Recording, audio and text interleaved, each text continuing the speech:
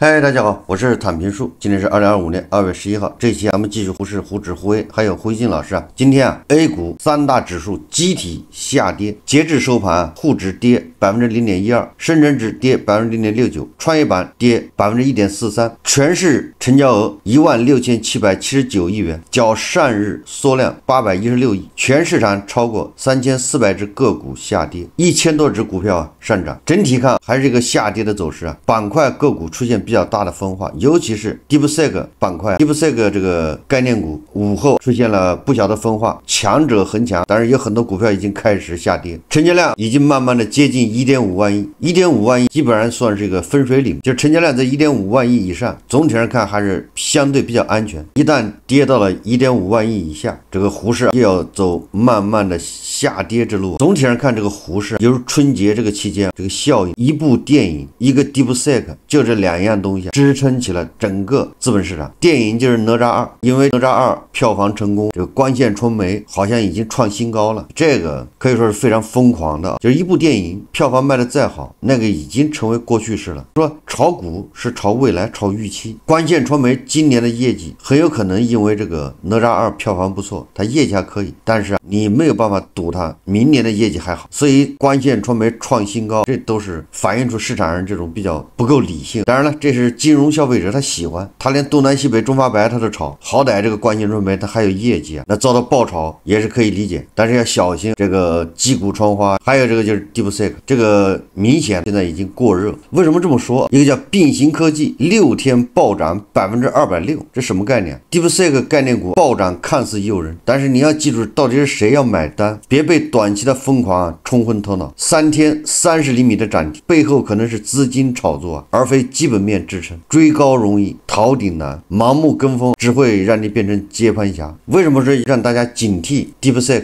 这个在沪市暴涨的现象？有2点原因：一，你要牢记 ChatGPT 这个已经玩过一次了，作为散户不能既吃不记打。第二个，你看看现在市场上对 DeepSeek 的这种吹捧已经远远脱离了实际。我看今天有媒体报道说，这个 DeepSeek 的创始人梁文峰身价已经超过黄仁勋，超过了张一鸣，他现在身价是全球排第一，我也不知道他怎么排的。总之媒体已经开始吹这个了，大家就知道这个恐怕已经过了。那这么狂吹的目的是什么呢？还是资本市场收割啊。今天晚上流传一家知名的智能驾驶方案公司暴雷，创始人失联的新闻。这个公司过去也是一级市场的明星项目，也就是那些机构投资者那些股权投资的都是追着后面投资历经多轮融资，有不少的知名机构投资者公司也曾经完成上市备案辅导，并进行科创板和港股的 IPO 申报。但是即便这样，公司说暴雷就暴雷了，短短1-2年时间，情况天翻地覆。智能驾驶是当红炸子鸡好吗？是现在最火的概念之一啊，又是人工智能，又是驾驶，这个科技够硬啊。很多投资者看到硬科技公司融资很光鲜，就说他要 IPO 要上市，很多金融消费者恨不得挤进去当股东。但是这种投机行为风险实际上是非常大。如果时间放长一点，大家仔细看一看，最近 AI 芯片行业不少公司都是这个套路，忽悠一堆散户机构进去，最后会成为什么样一个局面？十有八九是一地鸡毛。这样的公司奔着上市去的，如果 IPO 没成功，它叫暴雷；如果 IPO 成功了，那它虽然不暴雷，但是谁来接盘呢？它为什么不暴雷？是因为有广大的金融消费者帮他接盘，做了接盘侠，成了山顶资本，大股东获救。大家还是小心。DeepSeek 即便它确实有一些公司跟它有关系，那也不会太多。绝大部分所谓的人工智能公司，所谓的 DeepSeek 概念，都是花了几千块钱来一个 DeepSeek 的接口而已。实际上，大家如果仔细看新闻，最近监管部门出台了很多利好政策。你比如说周末是连放2大利好，一个是发布关于资本市场做好金融5篇大文章的实施意见，总共18条措施18条措施要做好资本市场，支持人工智能、数据中心等新型基础设施项目发行，体现了对科技尤其是人工智能的支持。第二个，证监会召开投资者座谈会，这个是村长上任1周年召开第2次投资者的座谈会，是不是用心良苦？昨天晚上更是这个又有大消息，证监会暂停新股发行。为什么暂停新股发行？这里面有很多原因，恐怕跟这个新股一发行就遭到爆炒，最后一地鸡毛有很大的关系。1月份这个新股市场非常火爆，12只新股全部翻倍，平均涨幅近2.7倍，什么星图测控、航天星宿首日暴涨400%，一边是新股上市，锣鼓喧天啊，彩旗飘展；另一边是28家企业终止 IPO， 几家欢喜几家愁。新股爆炒，我在以前节目说过了啊，因为监管部门把融券暂停了，你不容许做空，新股必然会遭到爆炒，爆炒的结果一定是一地鸡毛，很多金融消费者被套在里面，又得哭爹喊娘。你看看，你总不能说现在又容许融券做空吧？所以说没有办法，干脆暂停。你想想，用暂停来应对这个新股爆炒之风，惹不起你不发新股了，就说明这个治理的缺陷，想一出是一出。本来有融资融券做空，对新股爆炒起到一定的遏制作用，对吧？但你这个新股爆炒超过那个本身的价值的时候，人家就开始做空了，人家从大股东、从机构那儿借股票、融券来抛售，这么正常的一个博弈，他把给叫停了。当然，不管怎么说啊，新股发行暂停对这个市场是有一定的好处的，是它不再抽血了，让你休息。但是对这个一级市场那是严重的伤害。刚才也说了啊，一级市场大家都排队等着退出，你这二级市场暂停，那一级市场怎么退出呢？那会导致更多的企业要暴雷，导致一级市场的机构投资者他的很多钱出不来，他也没办法再投新项目，这个都不是好事啊。再加上这个外资机构什么德银、高盛、暖风频吹，什么黄金10年，什么人民币资产暴涨等等，总之消息面是非常好。但是即便这样也没涨多少，大家也就知道了，这个胡适想走牛那是不可能，你不可能脱离基本面的。虽然周末监管部门发文力挺大 A， 还取消了监事会制度，给上市公司节约成本，但是现在大 A 的问题不是村里面能解决的，宏观经济起不来，大 A 整体就无法实现开源，那么村里面最多就能给大 A 做的就是节流，取消监事会制度就是给大 A 节流。我们1月份的 CPI 是 0.5%， 好于预期。 CPI 走强主要是春节因素，2月份春节复工因素还在，2月份的 CPI 应该呢差不到哪里去。至于后面的 CPI 能否持续走高，那这就要打个大大的问号，因为1月份的 PPI 还是下跌 2.3% 的状态，数据有所好转就看刺激政策的落地情况。明天炒什么又有什么概念？我们有很多散户可能无意中买了 DeepSeek 概念股，这一下笑逐颜开，赚了点钱。但是我一直说见好就收，对吧？赚点钱你不跑，你还贪更多。大家可以看下面这个视频。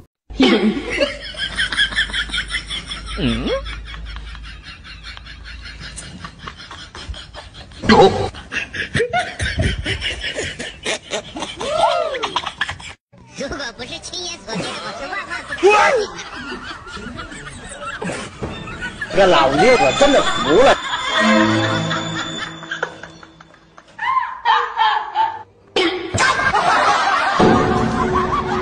你看看散户是不是这种心态？这个就是真实的散户的一个反应。我们再看看胡锡进老师，网上有传言说胡锡进老师赚了5万多了，盈利5万多，也就是在10%以下，他本金是70多万嘛。但是这个是传言，不太清楚。从胡锡进老师最近的表现来看，他应该是赚钱了，只是赚多少还不太清楚。赚钱这个是大概率事件，所以感觉他的评论也有点飘了。昨天胡锡进老师为 DeepSeek 又激动，完了江苏的那时候激光报，也就是江苏的官媒发文反省或者质问，为什么南京就没有出现 DeepSeek 这样的公司？然后胡锡进老师非常激动，感觉你看看地方政府都能反省了。我昨天也做了评论，实际上核心是什么？核心是像这些伟大的企业，像一些什么突破性的技术或者革新，它都不是规划出来的，有心栽花花不成，无心插柳柳成荫。作为地方政府，你改善你的营商环境，让创业者愿意到你那儿去，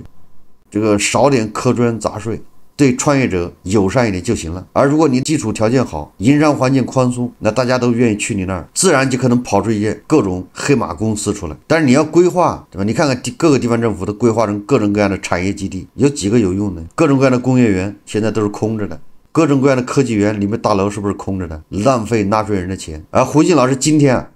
对这种现象他又有了新的认识，昨天他是感动的一把鼻涕一把泪的，政府居然都能反省，带头鼓掌。今天呢，我们看一看他今天又有什么新认识。他说 DeepSeek 等杭州6小龙如雨后春笋冒出，如果分析他们特征会发现，首先他们都是民营企业，第二他们都是初创型公司，而不是大型企业的部门或附属机构，第三他们主创人员都很年轻，许多刚从国内名牌大学毕业，第四他们都没有受到特别关照，而是自己野生出来的。第五，他们成长于杭州同城。他说通过这些特征我们可以总结什么呢？我认为第一，六小龙的成功告诉我们，必须大力发展民营经济。民营企业如今已成为中国在 AI 领域，包括之前互联网经济浪潮中追赶事件，并形成中国独特优势的主力军。这个趋势正在不断强化，我们要正视它，保护好并发扬它，让民营经济在中国今后的发展中不断释放更多活力和能量。这个关于民营经济的说法没毛病啊。胡锦老师虽然前面的现象和原因说的不对，但是他说要大力发展民营经济，这个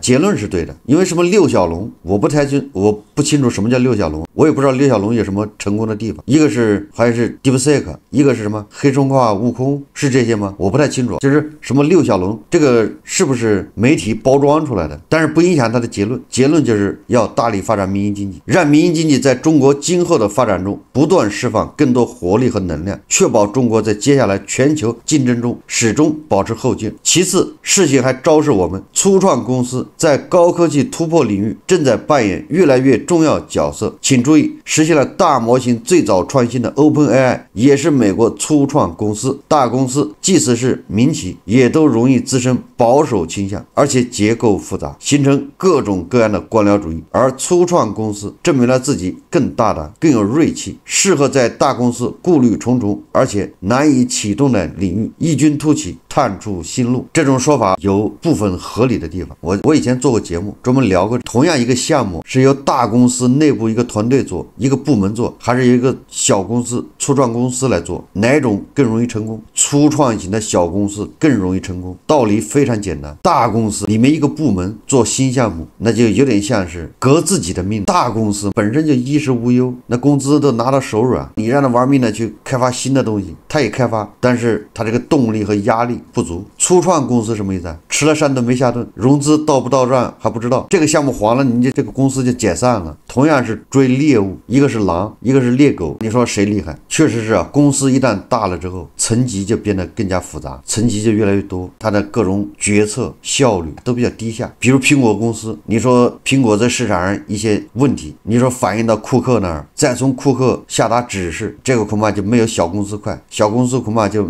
当天就解决，因为大公司它管的事情多，确实是这样。所以科技创新类的公司啊，最好都是小公司去做。或者有个现象也能说明这个问题，大家知道腾讯和阿里两个马爸爸，过去10几年资本市场的老大，是资本市场所有科技行业里面互联网行业，他们是最终的接盘侠。所有的互联网创业项目要么是上市，要么是由两个马爸爸收购，就这么两个兑现渠道，大家都清楚。所以两个马爸爸也确实在市场上收购了好多团队项目，无一例外都黄了。人家创业公司自己干的时候好好的，只要被他一收购，基本上就歇菜。为什么呢？因为一旦两个马爸爸一收购，你就不再是创业公司了，你就衣食无忧了。以前是孤独的狼，得自己找食吃，每天保持一个高度紧张状态，现在已经变成看家犬，你只要每天叫几声就有的吃，性质不一样。你看所有的以前很火的 APP 和很火的应用，只要是腾讯和阿里一收购，基本上就歇菜。所以这个现象也说明，也确实创业团队他在保持灵活机动，敢冲敢打，实际上是生活所迫逼的。第三个，年轻人是我们这个国家也是全球高科技领域的宝贵财富，他们敢想敢为，不怕失败，只要给他们机会，而且不束缚他们手脚和思想，他们就能发出震惊全世界的创造力，实现出其不意甚至振聋发聩的成就。其实从互联网时代开始，这个趋势就已经形成并且不断强化。第四个，胡锦说六小龙都出自杭州，提供了一个非常重要的启示，那就是对大城市来说，重要的是做好产业引导，鼓励创业，政府要多做提供服务，尽量减少行政干预，这样的营商环境提供了科技创新的土壤。前几年当移动互联网红利见顶时，杭州率先开启了硬核创新的转向。2017年之江实验室成立，2020年阿里达摩院发布中文大模型，2022年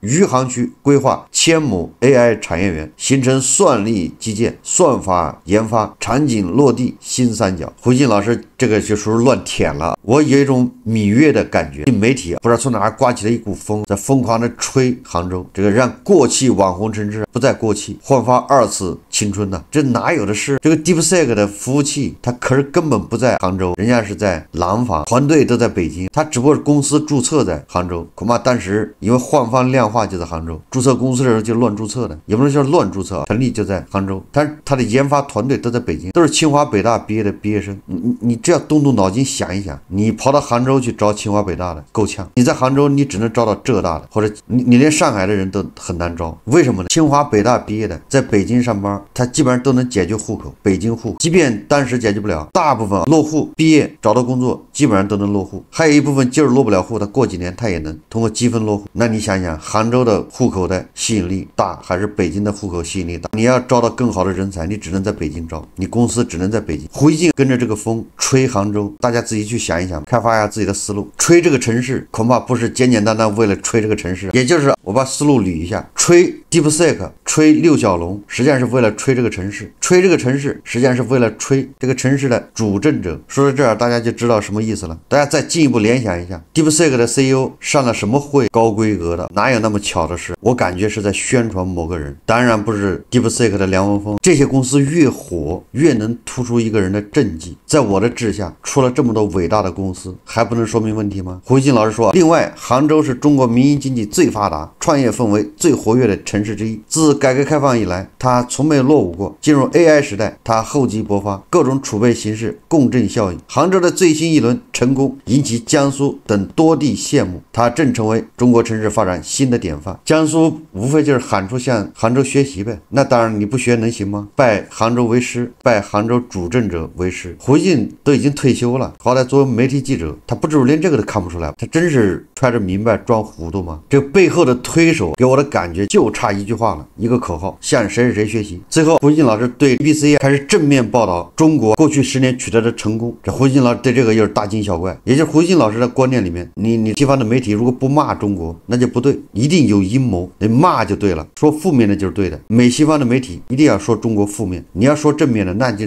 你肯定是有问题，没有用心，你在下大棋。胡锡进老师就这态度，所以这个 BBC 7号有一个节目，他就是高度赞扬中国过去10年取得的成功，然后胡锡进老师一下慌了神了，警惕性一下就上来了，这美帝是不是在给咱们挖坑？后来胡锡进老师把它解释成什么呢？说马斯克给这些媒体断粮，也不给钱了，导致这些媒体反抗。反抗什么意思？过去我跟着你们美国政府后面抹黑大国，好，你现在不给我钱，那我就开始说大国好了，开始赞扬大国了，以此来跟这个共和党跟马斯克唱对台戏，难堪。胡锡进老师得出个结论，他说 BBC 出这样的一个报道，也不意味着他的整体对华态度就会很快改变。事实上 BBC 近日对中国整体报道基调没多大变化，然而世上没有绝对的东西，意识形态说到底是人们对世界的认知和态度。只要中国做到不断成功，我们改造世界对中国认知和态度就会拥有取之不竭的资源和动力。胡锡进老师还是从那个年代过来的知识分子，所以他满脑子里面都是改造世界，改造，把自己改造完了还不够，还要改造别人，那就热衷于改造人，热衷于监督人，生几个孩子，把手伸到别人的被窝里面，改造吗？你看，所以胡锡进老师一不小心尾巴就露出来了，哪有那么多东西让你改造？今天说改造，明天他就能提解放，相信胡锡进老师他能做到。好，这期节目我们就聊到这里，感谢大家收看。如果喜欢我的节目，欢迎订阅转发，也可以在下方留言评论，谢谢大家。